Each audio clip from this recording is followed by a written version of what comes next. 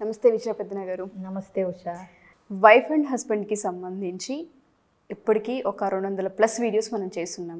ఒక్క వీడియో అని కాదండి, అన్ని ఏరియాస్ మనం టచ్ చేసినవే ఉన్నాయి. ఇప్పుడు కొత్తగా ఏం చేయాలన్న ఆలోచన వచ్చినప్పుడు కామెంట్స్ చదివిన ప్రాసెస్లో కొంతమంది వాళ్ళ పర్సనల్ డౌట్స్ ఏవైతే ఉంటుంటాయో, వాళ్ళు ఏదైతే ఎక్స్పీరియన్స్ చేస్తున్నారో వాళ్ళ లైఫ్లో, కొంతమంది అడగలేక కామెంట్ రూపంలో కామెంట్ పెడుతూ ఉంటారు. అటువంటి కామెంట్స్ నేను కొన్ని తీశాను. అందులో ఒక క్వశ్చన్ అడుగుతున్నాను. ఎస్పెషల్లీ భార్య నుంచి భర్త కొన్ని నిజాలని పొరపాటును కూడా యాక్సెప్ట్ చేయలేమని చెప్తూ ఉంటారు.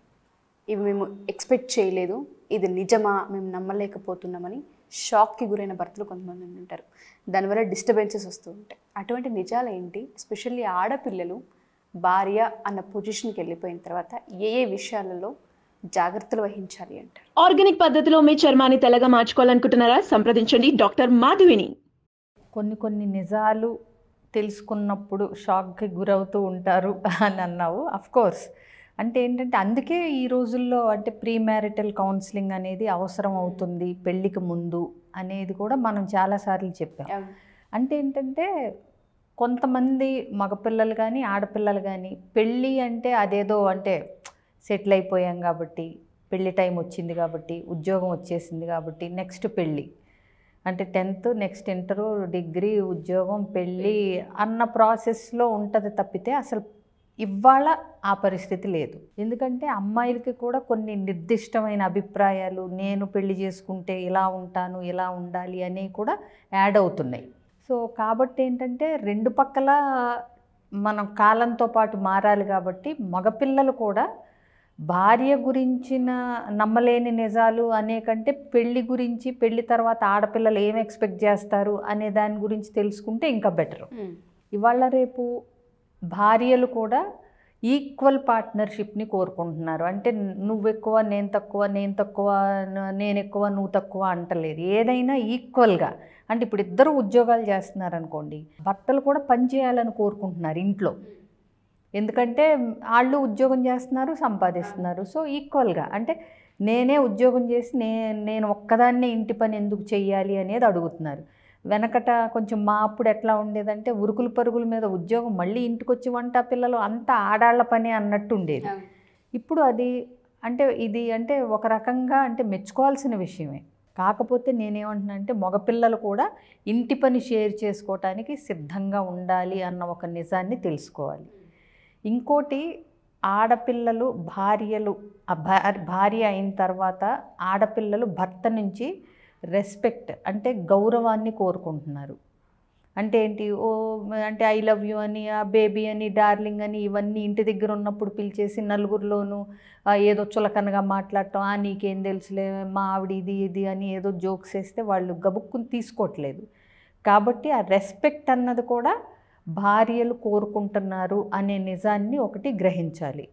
అలాగే ఎప్పుడైనా సరే జాబ్ రెస్పాన్సిబిలిటీస్లో కానీ అంటే ఏంటి, ఇప్పుడు ఒకళ్ళకి పని ఎక్కువ ఉండొచ్చు, ఒకళ్ళకి తక్కువ ఉండొచ్చు, ఒకళ్ళకి వర్క్ ఫ్రమ్ హోమ్ ఉండొచ్చు, ఒకళ్ళకి ఆఫీస్కి వెళ్ళేది ఉండొచ్చు, ఈ లోపల పిల్లలు వస్తారు, అవునా? సో అన్నిటినీ అర్థం చేసుకుంటూ ఇక్కడ ఏంటంటే చాలాసార్లు మనం అంటే ప్రేమ దగ్గరే ఆగిపోతారు. నువ్వంటే నాకు చాలా ఇష్టం, ఆ లవ్ మ్యారేజెస్లోనూ కానీ అరేంజ్డ్ మ్యారేజ్లో కానీ మా ఆవిడంటే నాకు చాలా ఇష్టం, ప్రేమ అనుకుంటారు. కానీ అది ఎలా చూపించాలి అన్నది మగవాళ్ళకి, ఎస్పెషలీ భర్తలకు అది తెలియదు. లవ్ లాంగ్వేజెస్ అని ఈ మధ్య మనం చాలా వాడుతున్నాం. సో అంటే మీ ఆవిడకి మీ ప్రేమ ఏ రకంగా మీరు చూపిస్తే ఆవిడకి నచ్చుతుంది, ఆవిడ లాంగ్వేజ్ ప్రకారం అనేది తెలుసుకోగలగాలి. సో ఒకళ్ళు మలయాళంలో మాట్లాడి ఒకళ్ళు తెలుగే వచ్చు, ఒకళ్ళకి మలయాళమే వస్తే ఇద్దరిది భాష ఎట్లా ఉంటుందో, ఒకళ్ళ లవ్ లాంగ్వేజ్ ఇంకొకళ్ళ లవ్ లాంగ్వేజ్ డిఫరెంట్గా ఉన్నప్పుడు కూడా అవే ఇబ్బందులు వస్తాయి. సో భర్తలు భార్య లవ్ లాంగ్వేజ్ ఏంటో తెలుసుకుని ఆ లాంగ్వేజ్లో మాట్లాడగలిగి ఆ లాంగ్వేజ్లో వాళ్ళ యొక్క ప్రేమని కానీ బాధ్యతను కానీ ఎక్స్ప్రెస్ చేసినప్పుడు ఆడవాళ్ళు ఎక్కువ సంతోషిస్తారు. అట్లాగే అజంప్షన్స్ అంటే ఇలా చేస్తే చాలు, ఇదే ఆవిడకి నచ్చుతుంది అనేది వద్దు, అడిగి తెలుసుకోండి. సో కొంతమంది ఎస్పెషలీ మగవాళ్ళు షాక్ అయ్యేది ఎప్పుడంటే, భార్యలు మొదట్లో కొంతమంది చాలా ఓపిక్గా ఉంటారు. అంటే ఏంటి, సర్లే పోన్లే కదా, మరి అంటే మనం ఇప్పుడే నో చెప్పినా ఎదురు తిరిగినా నన్నేమన్నా అనుకుంటారేమో, నేను గయ్యాళి దాన్ని అనుకుంటారేమో, పెంకి దాన్ని అనుకుంటారేమో, లేదా ఇలా కాదు అలా అని నా అభిప్రాయాన్ని చెప్తే వాళ్ళ ఈగో హర్ట్ అవుతుందేమో, ఇవన్నీ అతిగా ఆలోచించి భార్యలు ఏం చేస్తారంటే మొట్టమొదటి పీరియడ్లో కొన్ని సంవత్సరాల పాటు వాళ్ళ కోరికలను కానీ, అంటే వాళ్ళ ఇష్టాలను కానీ, లేకపోతే అభిప్రాయాలను కానీ వ్యక్తపరచడం కానీ, నచ్చనిది చెప్పటం కానీ చేయరు. కొన్ని సంవత్సరాల తర్వాత వాళ్ళకి హస్బెండ్ యాటిట్యూడ్, హస్బెండ్ ఇక అట్లా తెలిసి, లేదా వీళ్ళు వెక్స్ అయిపోయి, అంటే ఇంకా చాలు ఇంకా నేను తీసుకోలేను అనే ఒక థ్రెషోల్డ్ వచ్చిన తర్వాత అప్పుడు చెప్పటం మొదలు పెడతారు. అప్పుడు ఇట్లా కాదు, ఇది నాకు నచ్చదు, నువ్వు అలా చెయ్యాలి, ఇది ఇలా కుదరదు, ఇలా చేస్తే బాగుంటుంది, లేకపోతే నువ్వు చేసేది ఈ పని నాకు నచ్చట్లేదు. ఇలా చెప్తున్నప్పుడు ఏమవుతుందంటే హస్బెండ్కి అది ఒక నమ్మలేని నిజం, ఒక షాక్.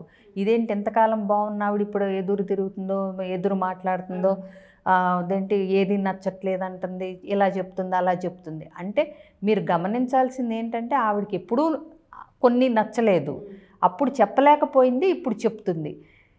ఇదేమవుతుంది, మా ఆవిడ ఇలాగే ఉంటుందని ఎక్స్పెక్ట్ చేసే ఒక భర్తకి సడన్గా ఇది ఒక మార్పులాగా, ఒక షాక్ లాగా ఉంటుంది. సో అందుకని భార్యలు కూడా ఏం చేయాలంటే, మొట్టమొదటి భార్యలైనా భర్తలైనా నేను ఎప్పుడు అందుకే చెప్తాను, బీ యువర్ సెల్ఫ్. నీకు వంకాయ కూర నచ్చదా, మీ ఆయనకి అద్భుతంగా నచ్చుతుందని చెప్పి మీరు తినాల్సిన అవసరం లేదు. అర్థమైందా? నాకు వంకాయ మీద అంత ఇంట్రెస్ట్ లేదు, ఏదో మీకోసం ఒకసారి తింటున్నాను కానీ పెద్ద ఇంట్రెస్ట్ లేదనేది ముందే చెప్పేయాలి. అప్పుడు 10 ఏళ్ల తర్వాత వంకాయ అంటే నాకు అస్సలు ఇష్టం ఉండదు, ఏదో నీ కోసం ఇన్ని రోజులు తిన్నానంటే ఎవరు తినమన్నారు అంటారు. అవునా? సో అంటే ఎగ్జాంపుల్ చెప్తున్నాను. ఇది వంకాయ అంత సింపుల్ విషయాలు కాకపోవచ్చు. ఏదైనా సరే, ఉద్యోగం చేయటం ఇష్టం, చేయకపోవటం ఇష్టం, లేదా చెయ్యాలని బలంగా ఉండి హస్బెండ్కి ఇష్టం లేదని మానేసిన వాళ్ళకి అసంతృప్తి ఒక 7-8 ఏళ్ల తర్వాత వెలుబుచ్చి నేను ఈ పాటికి ఆ పొజిషన్లో అక్కడ ఉండేదాన్ని, ఇక్కడ ఉండేదాన్ని, ఉపయోగం లేదు కదా. సో అందుకని ఏంటంటే ఇలాంటి షాకులు ఇచ్చే బదులు భర్తలు కూడా ఏంటంటే భార్యల అభిప్రాయాలు ఏంటి, ఏ విషయంలో వాళ్ళు ఎట్లా ఉంటారు, ఏంటి అసలు ఏం నచ్చుతుంది అనేది ఇద్దరు ఖాళీ ఉన్నప్పుడు కూర్చుని తెలుసుకోవాలి ఒకళ్ళ గురించిన ఒకళ్ళు. అది లవ్ మ్యారేజ్లో అయినా, అరేంజ్డ్ మ్యారేజ్లో అయినా. అప్పుడు ఇలా నమ్మలేని నిజాలు అనే హెడ్డింగ్ లేకుండా ఉంటుంది. మీరు అన్నట్టుగానే చాలా సందర్భాల్లో ఇవన్నీ కొన్ని ఏళ్ల తర్వాత ఎప్పుడైతే తెలుస్తూ ఉంటాయో నమ్మలేని నిజాల కిందే మారుతూ ఉంటాయి. మనిషి మారిపోయిందని మనకేమనిపిస్తుంది, ఇన్ని సాక్రిఫైసెస్ చేసామని చెప్పుకుంటారులే, కానీ అవతల వాళ్ళకి అవన్నీ నమ్మలేని నిజాలే అవుతాయి. ఎగ్జాక్ట్లీ. చాలా సందర్భాల్లో ఈ కమ్యూనికేషన్ గ్యాప్స్ వల్లనే చాలా ఇబ్బందులు ఫేస్ చేస్తూ ఉంటారు. ప్రతి భర్త కూడా కొన్ని వీడియోస్ చూసినప్పుడు ఇవేమన్నా జరుగుతున్నాయేమో క్రాస్ చెక్ చేసుకునే అవకాశం కనిపిస్తుంది. వైఫ్స్కి కూడా నమ్మలేని నిజాల్లా క్రియేట్ చేయకూడదు, ఎస్పెషల్లీ మనం చెప్పగలిగితే చాలా పాయింట్ కన్వే అవుతుంటుంది. జస్ట్ నువ్వు ఏదన్నా చెప్పొచ్చు, మళ్ళీ అదే ఎండింగ్ ఇస్తున్నాను నేను. It's not what you communicate, it's how you communicate. ఇవాళ ఇది చాలా చండాలంగా ఉన్నది అన్నదాన్ని కూడా అందంగా చెప్పొచ్చు. అస్సలు బాగాలేదు అనొచ్చు కదా. చండాలంగా ఉంది, దరిద్రంగా ఉంది అనే బదులు simple words plus I statements. Thank you so much Vijaya ma'am. So ఎవరైనా సరే మన ఈ వీడియోస్ చూసిన తర్వాత, ఎస్పెషల్లీ చాలామంది ఈ మధ్య కాలంలో వైఫ్ అండ్ హస్బెండ్స్ అవ్వచ్చు, పిల్లలకి సంబంధించి కూడా మీ దగ్గర అపాయింట్మెంట్స్ తీసుకోవడం జరుగుతుంది. ఎందుకంటే కమ్యూనికేషన్ గ్యాప్స్ మా మధ్య ఉన్నాయి, దానివల్ల పిల్లలకి సంబంధించి కూడా మిస్ఫైర్ అవుతుంది మా ఫ్యామిలీస్లో. అపాయింట్మెంట్ కావాలని అడిగే వాళ్ళు ఈ మధ్యకాలంలో చాలామంది అప్రోచ్ అయ్యారు మనల్ని. హైదరాబాద్ లొకాలిటీ వాళ్ళే కాకుండా అవుట్డోర్ ఉండే వాళ్ళు కూడా మనల్ని అడుగుతున్నారు. ఏ విధంగా మీరు కౌన్సిలింగ్ తీసుకుంటున్నారు అండ్ ఎవరెవరికి తీసుకుంటారు, అదొకసారి మెన్షన్ చేయగలరా? ఎవరెవరికి అంటే పలానా అనేం లేదు ఉషా. కపుల్స్కి, పేరెంట్స్కి, పెళ్ళి కాబోయే వాళ్ళకి, స్టూడెంట్స్ కూడా అప్రోచ్ అవుతూ ఉంటారు. లేదా పేరెంట్స్ పిల్లల విషయంలో, స్టూడెంట్స్ విషయంలో ఇట్లా ఉన్నారు, టీనేజర్స్ ఎట్లా వాళ్ళని హ్యాండిల్ చేయాలని అప్రోచ్ అవుతూ ఉంటారు. టీనేజర్స్ అప్రోచ్ అవుతారు, పేరెంటల్ ప్రెషర్ ఉందనో, లేకపోతే మేము ఇలా ఆలోచిస్తున్నాము, కరెక్ట్ ట్రాక్లో లేము, but how to come back to the track అని, ఇట్లా రకరకాలు. అంటే అందరూ వస్తూ ఉంటారు, బట్ ఎక్కువ మటుకు ఫ్యామిలీ అండ్ మ్యారేజ్ వస్తూ ఉంటారు. Couples, would be couples, already గొడవ పడుతూ ఉన్న కపుల్స్, పెళ్ళై 30 ఏళ్ళైన కపుల్స్. సో అందుకని కపుల్స్ మెయిన్ అనుకోవచ్చు నా దగ్గరికి వచ్చే వాళ్ళల్లో. పేరెంట్స్ అట్లాగే నువ్వు అన్నావు ఏ టైప్ ఆఫ్ కౌన్సిలింగ్ అని, అంటే ఆన్లైన్, ఆఫ్లైన్ 2 నడుస్తున్నాయి. సో రాలేని వాళ్ళకి ఆన్లైన్ ఉంది, కొంతమందికి దూరం నుంచి అయినా సరే వచ్చి ఒక సెషన్ నన్ను కలిసి పర్సనల్గా తీసుకుని తర్వాత ఆన్లైన్లో కంటిన్యూ చేస్తారు. ఎస్. కొంతమంది అంటే ఈ వర్క్ ఫ్రమ్ హోమ్లో అలవాటు అయిపోయిన వాళ్ళు ఆల్రెడీ ఫస్ట్ సెషన్ నుంచే దూరం నుంచి రాలేక ఇప్పుడు యూఎస్ అలా అంటే అసలు ఆబ్వియస్గా ఆన్లైనే. సో వాళ్ళు ఏం చేస్తారంటే ఆ ఇయర్లో ఎప్పుడన్నా ఒక 4 సెషన్ల తర్వాత ఎప్పుడన్నా ఇండియా ట్రిప్ వస్తున్నప్పుడు ఒకటి పర్సనల్గా కలుస్తారు. సో ఏదేమైనా కౌన్సిలింగ్ అయితే తీసుకోవడం జరుగుతుంది. తప్పకుండా జరుగుతుంది. Thank you ma'am, thank you so much. So ఎవరైనా సరే విజయ పద్మ గారు చెప్పినట్టుగా లాస్ట్ టైం మేము ఒక వీడియో చేయడం జరిగింది. నా వయసు 40 ఏళ్ళు దాటింది, ఫస్ట్ మ్యారిటల్ లైఫ్ డివోర్స్ తీసుకున్నామని ఒక ఆవిడ ఒక చిన్న కామెంట్ పెడితే దానికి చాలా వ్యూవర్షిప్ వచ్చింది, చాలామంది మంచి మంచి కామెంట్స్ కూడా ఇచ్చారు. ఆ వీడియో చూసిన తర్వాత చాలామంది ఆడవాళ్ళు మా జీవితాల్లో కూడా ఇలాంటివి ఉన్నాయి, ఈ బ్లాగ్స్ని మేము క్లియర్ చేసుకోలేకపోతున్నామని కొంతమంది కామెంట్స్ రూపంలోనే అడిగారు. సో దయచేసి మీకు అటువంటి బ్లాగ్స్ ఏవైనా ఉన్నా, మీరు డిప్రెషన్లో యాంగ్జైటీలో కనుక ఉన్నారని మీకు అనిపిస్తే అటువంటి ప్రాబ్లమ్స్కి కూడా ఖచ్చితంగా సొల్యూషన్ దొరుకుతూ ఉంటుంది. మీరు అపాయింట్మెంట్ త్రూ మమ్మల్ని అప్రోచ్ అవ్వచ్చు.